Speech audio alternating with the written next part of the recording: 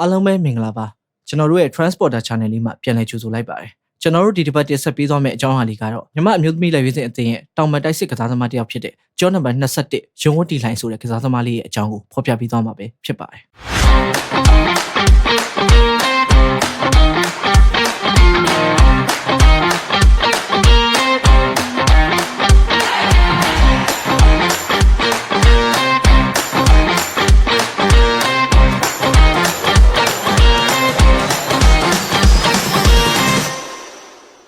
သူမကို2005ခုနှစ်စက်တင်ဘာလ9ရက်နေ့မှာမွေးဖွားခဲ့ပြီးတော့လက်ရှိမှာအသက်20အရွယ်ရှိနေတဲ့လူငယ်ကစားသမားလေးတစ်ယောက်လည်းဖြစ်ပါတယ်။ဇာတိကတော့ရန်ကုန်ပဲဖြစ်ပြီးသူမအဓိကကစားတဲ့နေရာတွေကတော့တောင်ပန်တိုက်စစ်နဲ့ striker နေရာတွေကိုကြော်ချမ်းချစ်ချင်းကစားနိုင်တဲ့ကစားသမားတစ်ယောက်ဖြစ်ပါတယ်။သူမဟာတာရာဘဝ Women FC, ISP Women FC အသင်းတို့မှာလည်းရှင်ပြိုင်ကစားခဲ့ဘူးပြီး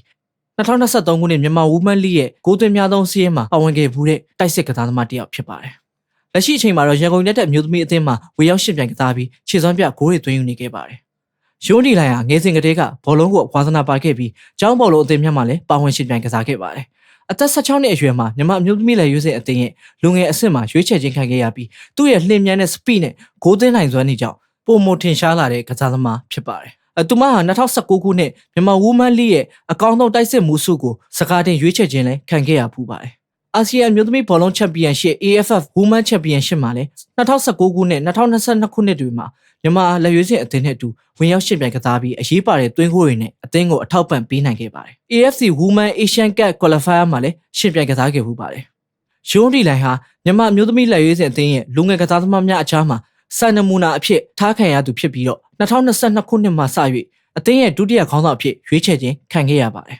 ။သူမရဲ့ကစားဟန်နဲ့ထူးခြားချက်တွေကတော့လှင်မြန်လုံးနဲ့ speed နဲ့ဘောလုံးကိုနိုင်နိုင်နေထိန်းချုပ်နိုင်တဲ့အပြင်အဆုံးသတ်တည်ကြတဲ့ဂိုးသွင်းစွမ်းရည်တွေကြောင့်ထင်ရှားလာခဲ့တာဖြစ်ပါတယ်။မြန်မာနိုင်ငံမှာအမျိုးသမီးဘောလုံးကိုလူမှုအတိုင်းဝိုင်းကထောက်ခံမှုနှဲပါခြင်းငွေကြေးအခက်အခဲများကိုရင်ဆိုင်နေရတော့လေရုံးဒီလိုင်းဟာလေ့ကျင့်မှုကိုအလေးထားကနိုင်ငံအတွက်ဂုဏ်ဆောင်နိုင်ရန်စဉ်ဆက်မပြတ်ကြိုးစားလျက်ရှိနေပြီးသူမဟာအမျိုးသမီးအားကစားကိုမြင့်တင်ရန်အတွက်လူငယ်မိန်းကလေးများအားစိတ်သက်များမြင့်တင်ပေးသည့်အစီအစဉ်များမှာလည်းပါဝင်လှုပ်ဆောင်နေခဲ့ပါတယ်။2022ခုနှစ်မြန်မာအမျိုးသမီးဘောလုံးဖွဲ့ချုပ် MFF မှပေးတဲ့အကောင်းဆုံးလူငယ်ကစားသမားဆုကိုလည်းချီးမြှင့်ခြင်းခံခဲ့ရပူပါတယ်။2023ခုနှစ်အရှေ့တောင်အာရှအားကစားပြိုင်ပွဲစီးကိန်းမှာလည်းမြန်မာအမျိုးသမီးလက်ရွေးစင်အသင်းမှဝင်ရောက်ရှင်ပြိုင်ကစားခဲ့ပြီးထိုင်းနဲ့ဗီယက်နမ်အသင်းများကိုအရေးပါတဲ့သွင်းဂိုးများနဲ့ခြေစွမ်းပြဂိုးသွင်းယူနိုင်ခဲ့ပါတယ်။လက်ရှိ2025လေးနိုင်ငံဖိတ်ခေါ်ဖလားမှာလည်းမြန်မာမျိုးသမီးလက်ရွေးစင်အသင်းနဲ့အတူချန်ပီယံဖြစ်ခဲ့ပြီးတော့အဓိကအရေးပါတဲ့သွင်းဂိုးတွေနဲ့အတူခြေစွမ်းပြပြီးတော့နာမည်ကြီးလာခဲ့တဲ့လူငယ်ကစားသမားလေးတစ်ယောက်ဖြစ်ပါတယ်။ဒါကတော့မြန်မာလက်ရွေးစင်အသင်းရဲ့တောင်ပန်တိုက်စစ်ကစားသမားလေး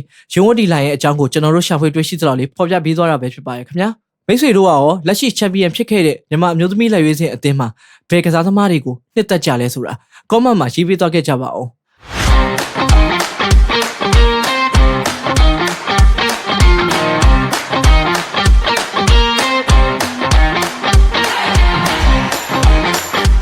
အဆုံးထိကြည့်ရှုပြီးလို့အားလုံးကိုကျေးဇူးတင်ပါတယ်ကျွန်တော်တို့ရဲ့ Transporter Channel လေးကို like and subscribe လုပ်ပေးခြင်းဖြင့်ကူညီအားပေးလို့ရပါတယ်နောက်လာမယ့်ပတ်တွေမှာလည်းစိတ်ဝင်စားဖွယ်ရာအခစားအကြောင်းအရာများနဲ့အတူပြန်လာခဲ့ပါအောင်မယ်